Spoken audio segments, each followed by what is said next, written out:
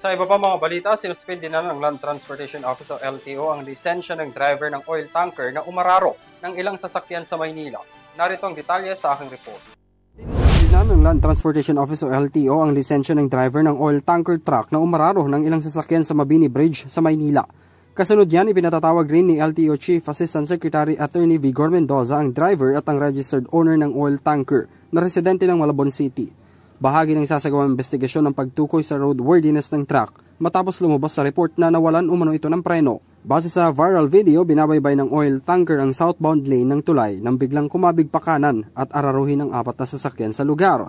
Damay rin ng isang motorcycle rider na kaagad dinala sa ospital.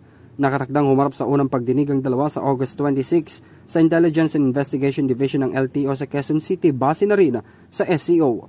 Pinagsusumiti ang registered owner ng kanyang written explanation at kung bakit hindi dapat patawan ng kaukulang parusa kabilang ng operating with defective equipment at pagkuha ng reckless driver. Habang ang mismong driver naman papatawan ng reckless driving at improper person to operate a motor vehicle at posibleng revocation ng kanyang lisensya.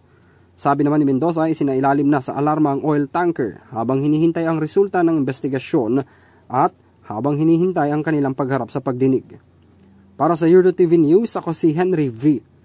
Nicolas, sumasaludo sa bawat Pilipino.